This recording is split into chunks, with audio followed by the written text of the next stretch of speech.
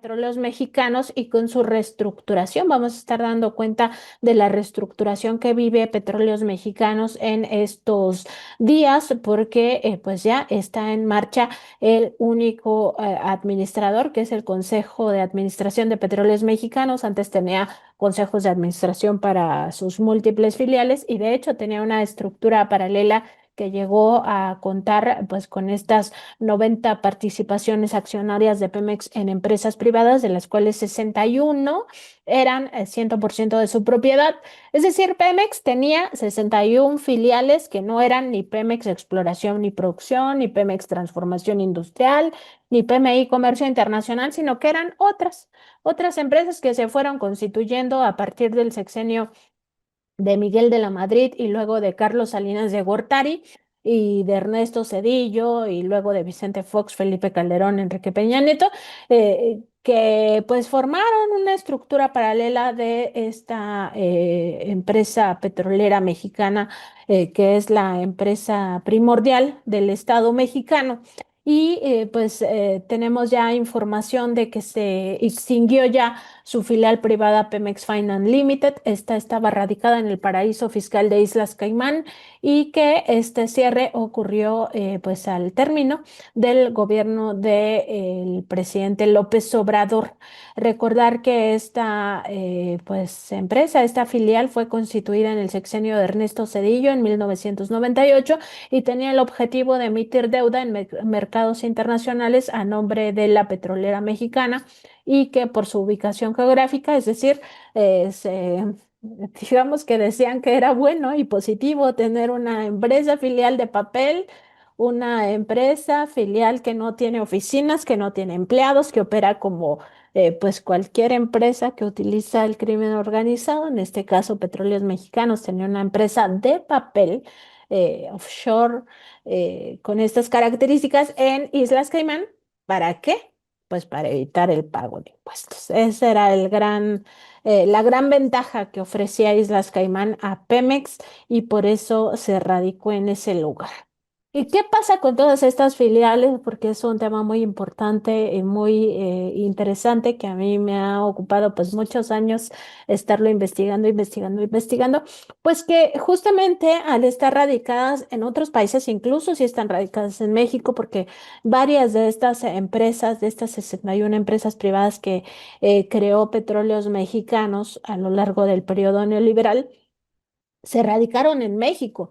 Pero ¿qué pasa con el tema de que son privadas? Bueno, ya no se les aplica ninguna norma que es aplicable a la propia Pemex. O sea, pero para empezar, las que están en otros países ni siquiera les aplican las leyes mexicanas, no están ni siquiera sujetas a la revisión, a la fiscalización del propio país porque pues México no tiene leyes extraterritoriales, no puede decir voy a ir a aplicar la ley de México a Islas Caimán, a Irlanda, a Holanda, a España, todos estos países que estoy nombrando no son al azar. Allá fue a radicar Pemex sus empresas en las Bermudas, en fin, en Suiza. Y bueno, al fin logran ya pues finiquitar esta empresa Pemex Finance. Ocurre en septiembre del año pasado, justamente en el cierre ya del sexenio del presidente López Obrador.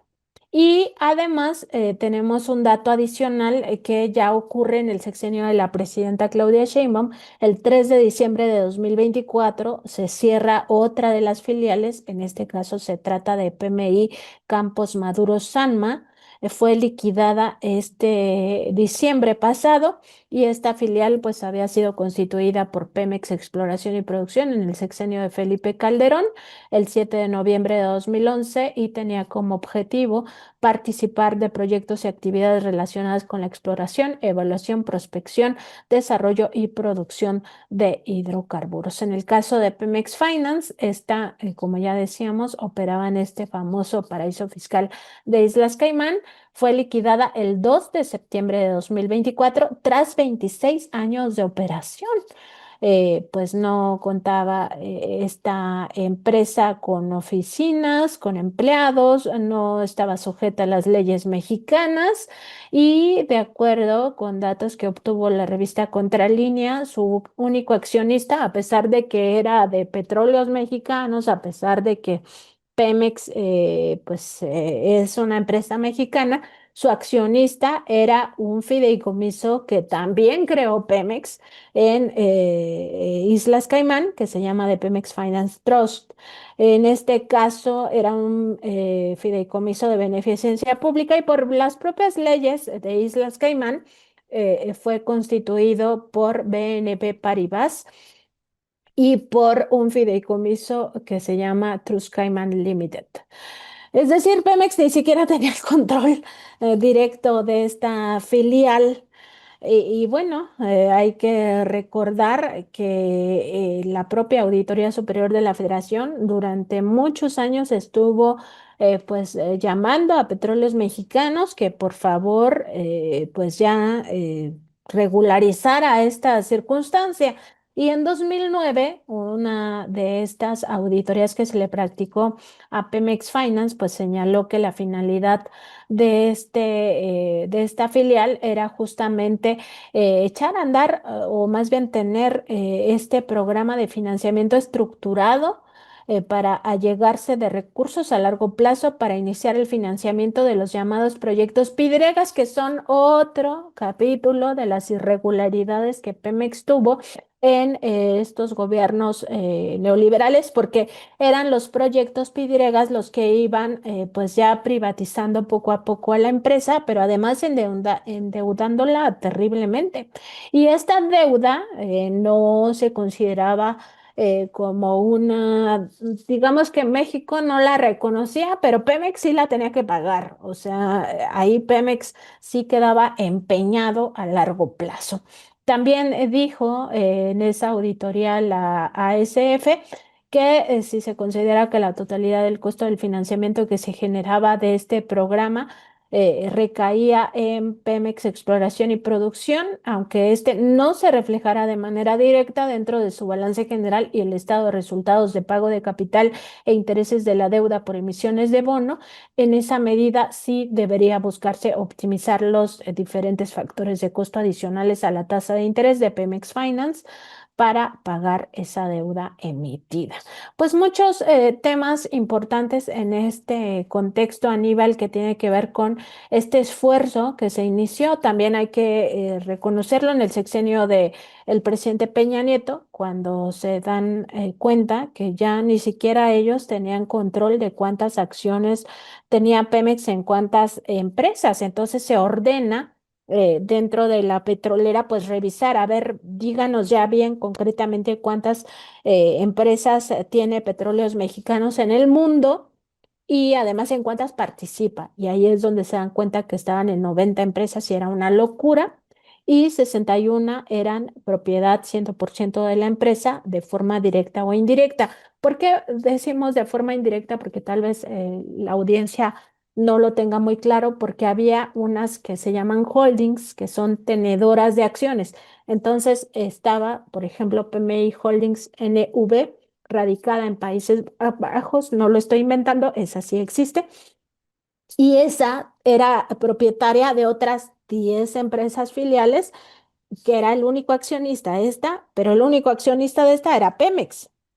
Ese era el modelo de estructura que llegó a tener Petróleos Mexicanos con una tesorería radicada en los Países Bajos, con dinero que se nos tiene que explicar ahora si ese dinero ya se repatrió. Habría que preguntarle a la presidenta Claudia Sheinbaum qué pasa con esa hacienda paralela.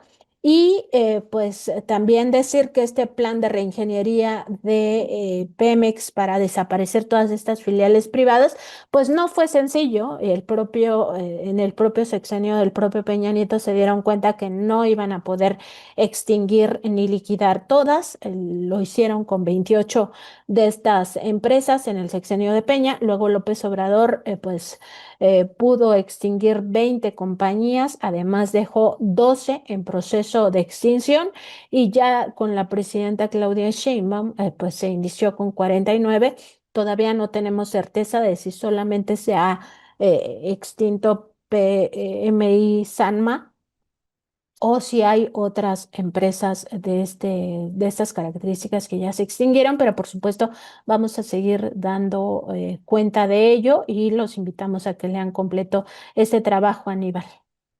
Claro, y además es un trabajo que cuenta con una, digamos, con una investigación, no de ahora, ¿no? En realidad es una investigación de hace bastante tiempo, ¿no?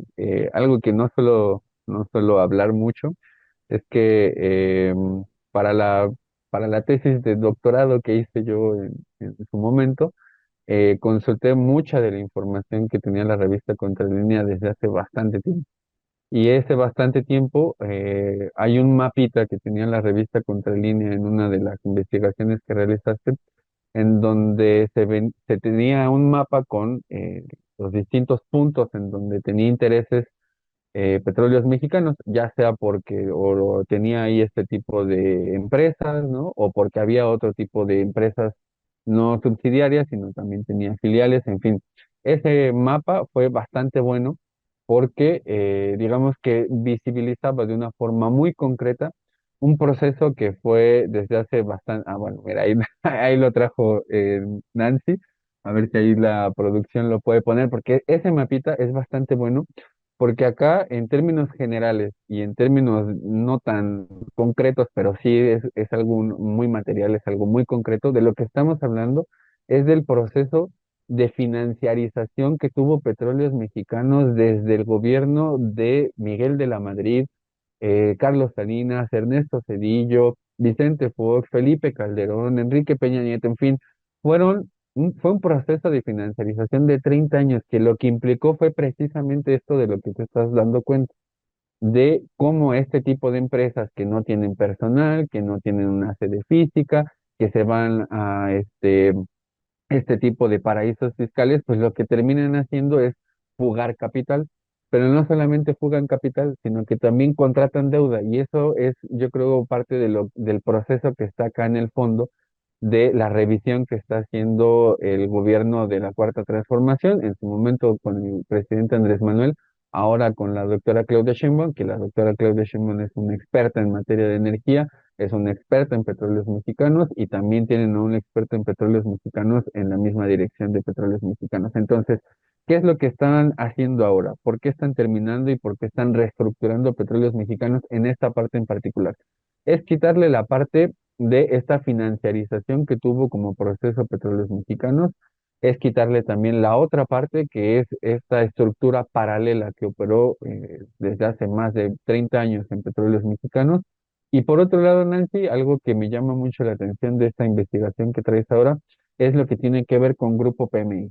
Que el Grupo PMI es uno de los grupos, digamos, de la parte financiera y de la financiarización de petróleos mexicanos que fue de las más brutales porque ahí se estructuró una gran cantidad de, eh, de filiales que tuvo Petróleos Mexicanos, de estas filiales que mencionabas tú, en donde resulta que Petróleos Mexicanos pues tiene, no sé, parte de las acciones de una empresa o tiene el 100% de las empresas que uno ni conoce. Y ese proceso sucedió también en el caso, por ejemplo, de Venezuela. Antes de que llegara Hugo Chávez a la presidencia de Venezuela, lo que tenían eran papelitos de empresas de PDVSA en donde fugaban la renta y fugaban capital.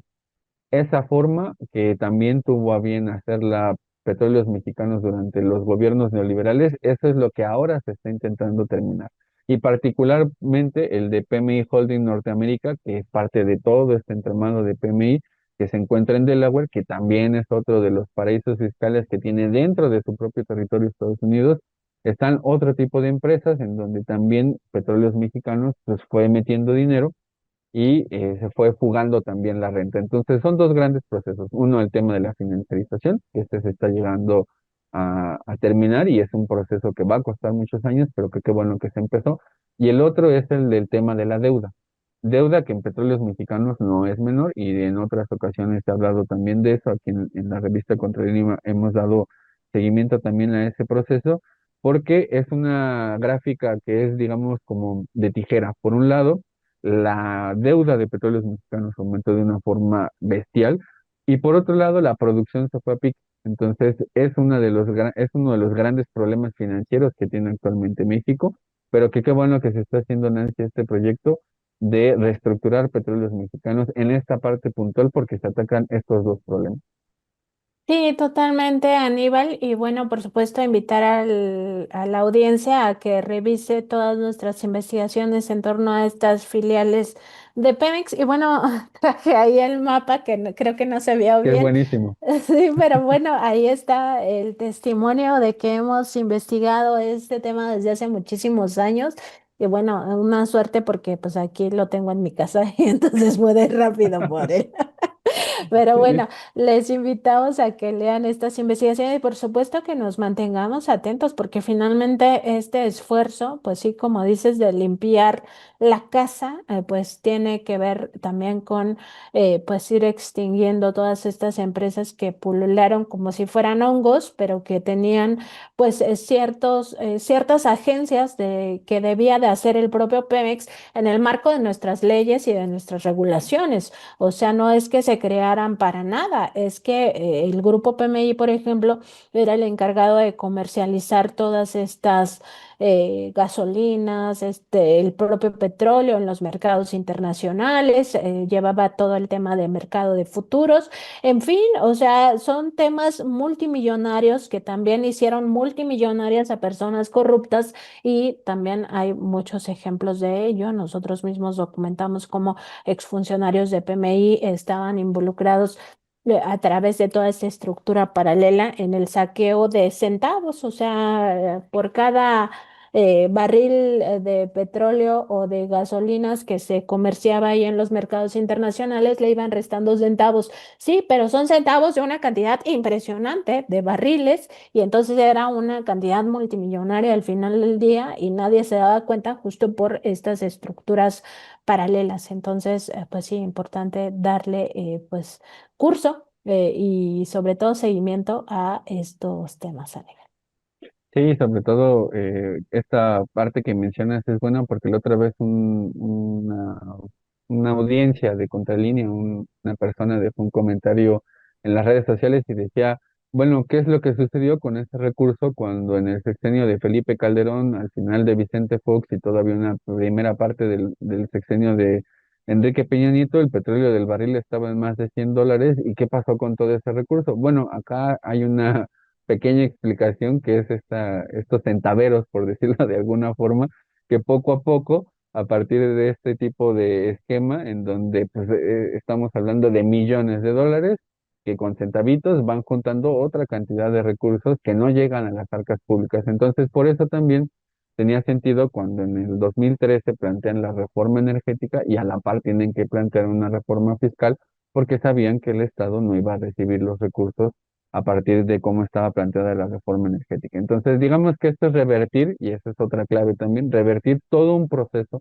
de privatización que hubo con petróleos mexicanos, que bueno, llega en un momento clave porque se está fortaleciendo precisamente a esta empresa junto también con la Comisión Federal de Electricidad, ¿no?